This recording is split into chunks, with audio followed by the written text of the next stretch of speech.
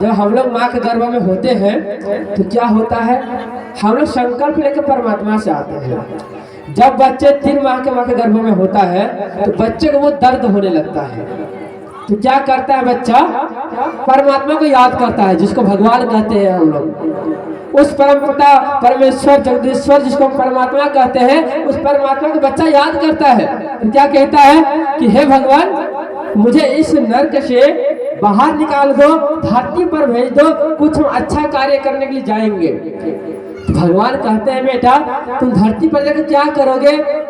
तो बच्चा ने कहा दिन और रात मिला करके हम 26 घंटा भजन करेंगे और 26 घंटा भजन करके अच्छा कार्य हम करेंगे। परमात्मा ने कहा छोटा सा है, 3 महीना हुआ है और तुम अभी झूठ बोल रहा है। अच्छा एक चीज बताइए कि दिन और रात मिलाकर कितने घंटा होता है बताइए, 24 घंटा या 26 घंटा? 24 घंटा होता है। लेकिन बच्चा ने क्या कहा, झूठ बोला। क्या झूठ बोला कि 26 घंटा भजन करेंगे दिन और रात मिला करके। परमात्मा ने कहा बेटा आज तक ये सृष्टि में कोई नहीं गया है 3 माह से निकल करके माँ के गर्भ से, इसलिए तुम भी जाओगे तो इस माँ के गर्भ से निकल करके 9 महीने के बाद ही जाओगे, 9 माह में ही। इसलिए तुम अभी कुछ दिन और रहो, जब 9 माह हो जाएगा फिर तुम मुझे याद करना, फिर तुम्हें हम ले जाएंगे धरती पर। परमात्मा ने ठीक है ऐसे करेंगे। अब क्या हुआ, फिर जब 9 माह खुलने लगा तो फिर परमपिता परमेश्वर को याद किए कि जब 9 माह हो जाता है ना, शास्त्र में आता है वर्णन कि जितना बच्चा को दर्द होता है माँ के गर्भ में, उतना ही जो दर्द माँ का भी होने चालू हो जाता है। तो फिर परमपिता परमेश्वर जगदीश्वर भगवान को बच्चा याद करता है कि हे भगवान जब आप हमको इस धरती से इस नरक से नहीं निकालोगे, धरती पर नहीं भेजोगे तो हम मर जाएंगे। फिर भगवान विष्णु आते हैं माँ के गर्भ में बच्चे के पास कि बताओ अब धरती पर तुम जाओगे तो अब तुम क्या करोगे। तो बच्चा झूठ नहीं बोलता है, सच कहता है। क्या कहता है कि हे भगवान अब हम धरती पर जाएंगे ना, तो धरती पर जा करके दिन और रात मिला करके हम 24 घंटा भजन करेंगे, भोजन हम नहीं करेंगे, संकल्प लेके जा रहे हैं। भगवान ने कहा ठीक है, तुमने तो सच तो बोला है, तुम्हारा दिन भी पूर्ण हो गया है, अब तुम धरती पर जा सकते हो। लेकिन इससे जाने का पूर्व तुमको एक कार्य करना पड़ेगा, एक संकल्प लेना पड़ेगा। संकल्प क्या लेना पड़ेगा कि तुम धरती पर जाओगे और धरती पर जा करके तुम भोजन नहीं करोगे, तुम भजन करोगे। संकल्प लेना चाहते हो? हाँ, हम संकल्प ले लेते हैं और संकल्प लेकर के हम जाएंगे धरती पर, मुझे धरती पर जरूर भेजो आप।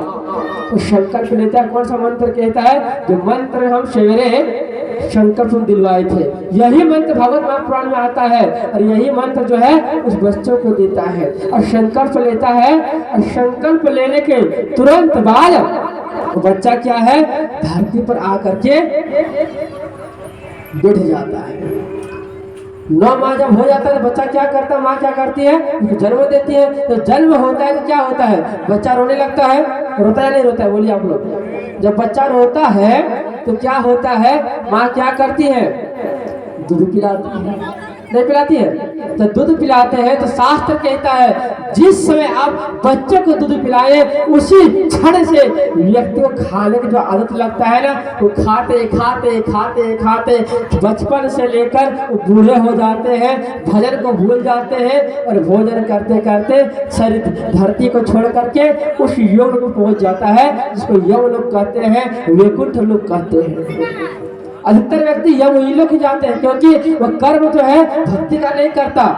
वो आया था संकल्प लेकर के कि हम भगवान जाएंगे धरती पर, हम भजन नहीं भजन करेंगे, लेकिन वो भजन को भूल गया, भोजन करना चालू किया। तो फिर परमात्मा से याद कराते हैं कि बेटा सत्संग के माध्यम से हम प्रयास करेंगे तुम्हें याद दिलवाने के लिए कि तुम धरती पर जाओगे तो इस संकल्प को तुम सुन करके फिर तुम जाकर पुनः सत्कर्म करना चालू करना। लेकिन वो सुनता नहीं है क्योंकि ये जो दुनिया है ये माया का जाल है। जो व्यक्ति इस दुनिया में आया है वो माया में फंस गया है, चाहे वो अध्यात्म के पथ पर जाकर के पत्नी को माया में फंसा है, चाहे वो कुछ पूजा पाठ नहीं करते हुए दुनिया के जाल में फंस गया है। लेकिन वो व्यक्ति फंसता जरूर है। अब फंसता कैसे है, अरे समय नहीं है, ये बेटा है, खाना नहीं मिलेगा तो कैसे कार्य करे, ट्यूशन जाएगा, कोचिंग जाएगा। अरे ये प्रकार के मोह माया के जाल में फंस जाता है। फंसना नहीं चाहिए इतना, लेकिन फंस जाता है। तो किसी ने पूछा कि ये 24 घंटा भजन कैसे करेंगे प्रभु? 24 घंटा के अंदर में नहाना पड़ता है, लेटरिन जाना पड़ता है, बाथरूम जाना पड़ता है, कार्य करना पड़ता है, तो हम कैसे काम करते करते लेटरिन जाते हैं तो भगवान का नाम लेंगे? तो शास्त्रों में आता है वर्णन, देवी भागवत में, भगवत महापुराण में, कि बेटा 24 घंटा तुम भजन कर सकते हो। कैसे? ये मानसिक भजन करने के लिए कहा गया है यहाँ पे। जैसे आप लेटरिन गए, बाथरूम गए, ठीक है ना, उस समय अशुद्ध रहते हैं ना, तो अशुद्ध समय हम लोग क्या करना चाहिए? व्यक्ति को मानसिक जप करने के लिए कहा गया शास्त्रों में। बिल्कुल जीभ जहाँ है वहीं रह जाए, हिलना भी नहीं चाहिए, होठ भी नहीं हिलना चाहिए, उच्चारण भी नहीं होना चाहिए, बिल्कुल मन में सोचे। इसको मानसिक जब कहा गया है। और ये मानसिक जब आप कहीं भी कर सकते हैं, चाहे वो बाथरूम हो, चाहे वो लेटरिन हो, चाहे वो नहाने की जगह हो, चाहे वो खेत हो, चाहे बाजार, चाहे काम हो, चाहे कुछ भी हो, आप ये मानसिक जब कहीं भी कर सकते हैं। लेकिन ये कार्य करते हुए आपको भगवान का कार्य करना पड़ेगा। शास्त्र में आता है वर्णन, बेटा तो धरती पर तो गया था 24 घंटा संकल्प लेने के लिए, 24 घंटा भजन नहीं कर सकता था तो 12 घंटे कर लेता, 12 घंटे नहीं करता तो 6 घंटे कर लेता, 6 घंटे करने का मन नहीं था तो 3 घंटे कर लेता, 3 घंटा नहीं कर सकता था तो 1 घंटा कर लेता, 1 घंटा करने का मन नहीं था 15 मिनट कर लेता, 15 मिनट नहीं करने का मन था 5 मिनट कर लेता, 5 मिनट करने का मन नहीं था तो 1-2 मिनट कर लेता, 1-2 मिनट करने का मन नहीं था कुछ सेकंड कर लेता, और सेकंड नहीं करने का मन था तो कुछ पल भी कर लेता, और कुछ पल भी नहीं कर सकते हो तो तुम चुल्लू भर पानी में डूब के मर जाओ। तो कलकत्ता हम प्रोग्राम कर ही रहे थे, वही की बात है, एक लड़का उठ गया और माइक लिया, पंडित जी। हाँ बोलो भाई क्या बात है? कि आप कहते हैं कि हम पूजा पाठ नहीं करेंगे, इतना बड़ा शरीर है 6 फुट का, तो चुल्लू भर पानी कैसे डूब के मरेंगे? मैंने कहा बात तो सही है, क्वेश्चन तो अच्छा है, लेकिन इसका आंसर भी हमको अच्छा देना पड़ेगा। मैंने कहा बेटा 24 घंटा तू भजन नहीं करेगा तो तुम क्या बोलोगे? अगर तुम्हें मालूम है शास्त्र में आता है वर्णन कि जो व्यक्ति मनुष्य योनि में आकर के को पुण्य नहीं करता है वह अगले जन्म में कीड़ा बनता है, छोटा सा कीड़ा। अरे बताइए कि कीड़ा चुल्लू भर पानी में डूब के मर सकता है या नहीं मर सकता?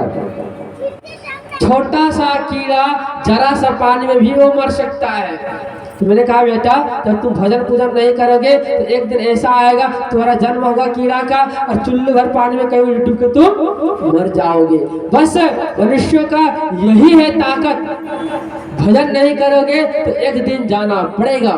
और परमात्मा को पाता कौन है? तो रामचरितमानस में कहा जाता है, सो जानत जेऊ देहि जनाई पारस परस कुधातु सुहाई। परमात्मा कौन जान सकता है?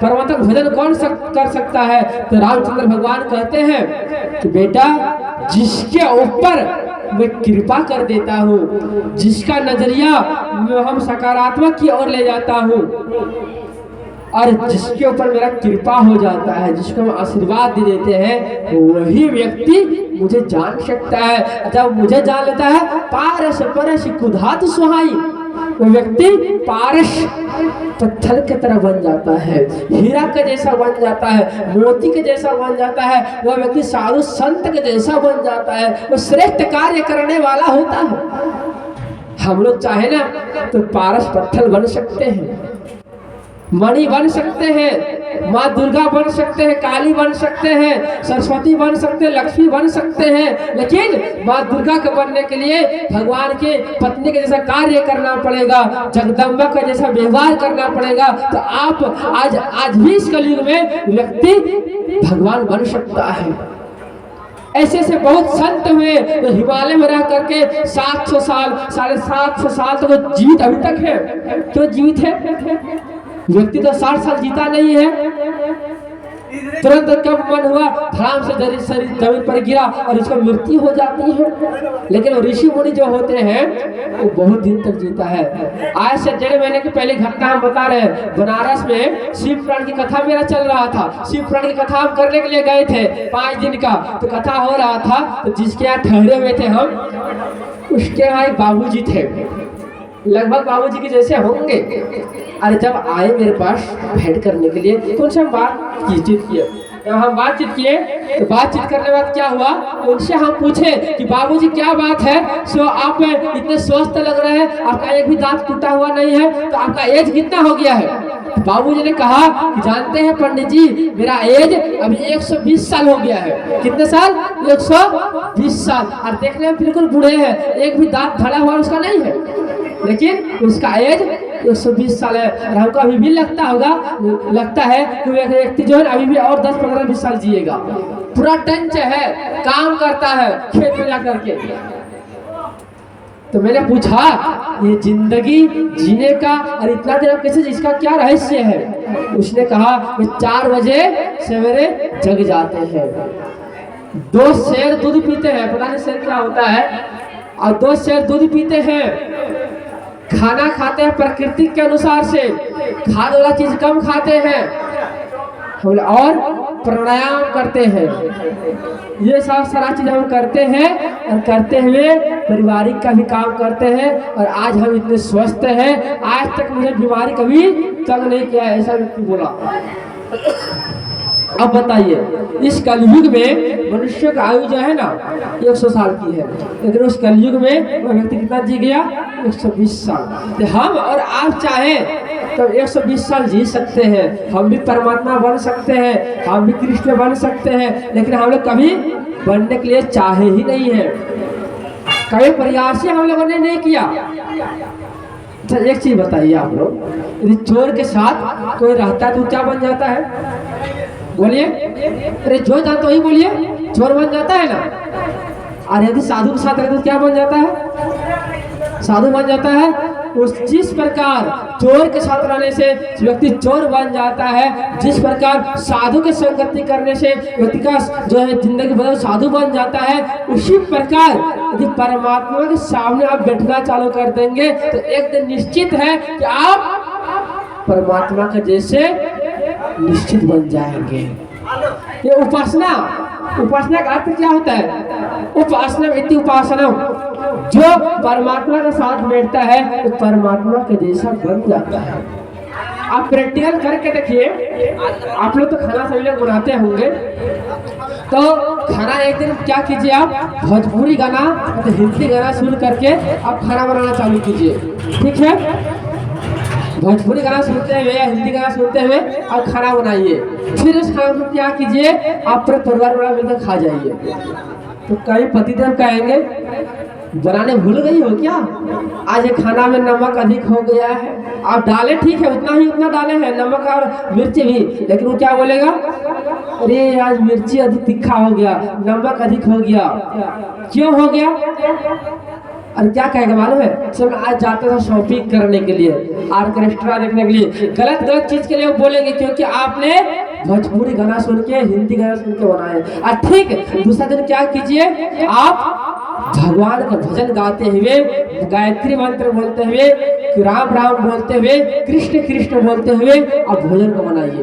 और फिर आप पतिदेव को खाने के लिए दीजिए। किसी भी प्रकार का कमियां नहीं निकालेंगे, वो प्रेम से खाएंगे, कहेंगे तू कहाँ सीख के आई है? लंदन से क्या? इतना टेस्टी बनाई हो खाना, कितना अच्छा लग रहा है खाने में। चलो आज जाते हैं कन्हैया स्थल, भगवान का दर्शन करके आते हैं, थोड़ा गंगा नहा लेते हैं, कुछ श्रेष्ठ कार्य कर लेते हैं, कुछ पुण्य कर लेते हैं।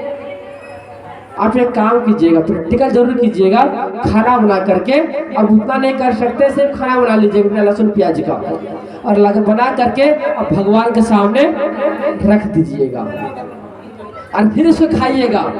देखिएगा खाने में आनंद जो मिलता है, बड़ा मस्त लगेगा खाने में, लगेगा कि आप प्रसाद खा रहे हैं। आप लोग कभी गए हैं सत्संग में?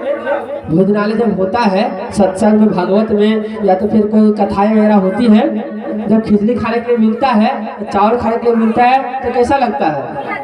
परसों ला के खाते हैं ना, अरे भैया दाल और दो, सब्जी और दो, क्यों खाते हैं? वो क्या है, वही तो चावल बना है, उससे कम मसाला से बनता है, उससे कम तेल से बनता है, तो टेस्टी क्यों लगता है खाने में, स्वाद क्यों लगता है? क्या कारण है इसका? कहा जाता है जिस परमपिता परमेश्वर ने इस सृष्टि को रचा है, इस जगत को रचा है, जिसने ये अन्न को दिया है, सब्जियों को दिया है, तो उस परमपिता परमेश्वर का चीजों को ले जाकर परमपिता परमेश्वर को आप समर्पित कर देते हैं, तो क्या होता है मालूम है? वो परमात्मा खा लेते हैं। एक व्यक्ति आए मेरे पास कि पंडित जी हम रोज 4 रोटी भोग लगाते हैं, सब्जी भी लगाते हैं, ये सब्जी भी उतना ही रह जाता है और रोटी भी नहीं घटता है, भगवान कैसे खाते हैं? तो हमने कहा कि बेटा भगवान रोटी भी नहीं खाते हैं, चावल भी नहीं खाते हैं। शास्त्र में आता है वर्णन कि भगवान रसोवैश्य है। रसोवैश्य मतलब क्या होता है? भगवान उस चावल के अंदर, रोटी के अंदर जो रस होता है ना, भगवान उस रस को खा लेते हैं। पता भी नहीं चलता है कि भगवान ने खाया है नहीं खाया है, बस उस रस को भगवान खा लेते हैं, पी लेते हैं और रह जाते हैं, उसको भोग लगा के चले जाते हैं। एक बार की बात है, विवेकानंद रामकृष्ण परमहंस के पास गया। जब गए तो विवेकानंद ने क्या देखा, अरे माँ काली के हाथ से, विवेकानंद ने कहा कि रामकृष्ण परमहंस के हाथ से माँ काली भोजन कर रही है, ये तो है मूर्ति लेकिन स्थूल रूप में आ गई है, और स्थूल रूप में आकर के रामकृष्ण परमहंस के हाथ से भोजन कर रही है। वो क्या किया, किसी को नहीं बोला। एक बुढ़िया माँ थी जो सेवा करती थी, उसको जाकर के बोले। बुढ़िया ने विश्वास नहीं किया कि तुम गलत बोल रहे हो। ऐसा कहीं होता है क्या कि मूर्ति से भगवान आकर प्रकट हो जाए और खाना खा ले? तो विश्वास नहीं किया। फिर जगत वाले को लगा, वो बोलना चाहा, सबको बोल दिया, लेकिन कोई नहीं माना। लेकिन उसमें एक समझदार व्यक्ति था। वो क्या किया, जो वेंटिलेटर होता है ना, जो घर में लगाते हैं, वो क्या किया, किसी को नहीं बोला। जब पर्दा को खींच दिया, मंदिर में कपट बंद हो गया। जब रामकृष्ण परमहंस जब गए भोजन कराने के लिए, तो क्या किया, वो जाकर खिड़की से देखना चालू कर दिया। जब ये भोग लेकर के गए, खुद खाए रामकृष्ण परमहंस, और वो जूठा प्रसाद माँ को काली को कहे, हे माँ आप इस भोजन को ग्रहण कर लीजिए। जैसे ये भाव से कहा, माँ काली तुरंत प्रकट हो गई और उस हाथ से उस भोजन को क्या की, मुंह निकाल करके खा गई। जैसे वो बुढ़िया उस व्यक्ति ने देखा, अरे ये तो सच कह रहा है भाई, माँ काली स्थूल रूप में आकर के भोजन कर लिए। तो हुआ क्या परिणाम? परिणाम तो कुछ अच्छा नहीं हुआ। एक दिन ऐसा हुआ कि रामकृष्ण परमहंस को वहां से निकाल दिया गया कि ये क्या करता है, झूठा भोजन करके उसको खिलाता है। तो ये पंडित जो है कुछ से कुछ करता है, इसे यहाँ से निकाल दिया गया। और वही क्या निकाल दिया। एक बार की और घटना है, एक बार की बात है, माँ काली किसी से टक्कर हो गया मूर्ति, तो मूर्ति धरती पर गिर गई। आप गिर गई तो क्या हुआ, वो पाँव टूट गया। ये टूट गया तो क्या हुआ, किसी को दिखाई नहीं पड़ा, लेकिन रामकृष्ण परमहंस को दिखाई पड़ा कि पाँव से खून निकल रहा है। उसने क्या किया, बैंडेज वगैरह किया। बैंडेज करो, ठीक जब हो गया तो बहुत दिन तक चला। लेकिन वहाँ के जो परिजन थे, उसने कहा कि खंडित मूर्ति भगवान के मंदिर में नहीं रहता है, इसलिए उस मूर्ति को आज कभी जाएंगे तो मूर्ति बाहर में रख दिया है और दूसरा मूर्ति को अंदर कर दिया है। तो कहा जाता है कि जो काली माँ बाहर में है वो स्थूल रूप में है। वो दिखाई किसको पड़ता है, तो साधु महात्मा होते हैं जो उस तरह की साधना करते हैं। रामकृष्ण परमहंस जो है ना, कभी अभेद भाव से नहीं खाते, हमेशा अच्छे भाव से भगवान को खिलाते थे कि भगवान आप खा लीजिए। लेकिन उस तरह के भाव हमारे अंदर कैसे प्रकट हो? हम लोग चाहते ही नहीं है कि भगवान हमारे भोजन को करें। गए, ओम जय जगदीश हरे, भोजन को लगा दिया भोग, आओ तुरंत उठा करके ले आए। ऐसे पर भोजन करते क्या? नहीं, भगवान को रसोवैश्य, भगवान रस को खाते हैं। बोलो कि सच्ची घटना है। रात को हम लोग प्रज्ञापन की कथा कहे और जा करके हम रूम पे थे, तो रूम के बगल में ही रसोई का घर था, जिसको आप लोग किचन कहते हैं।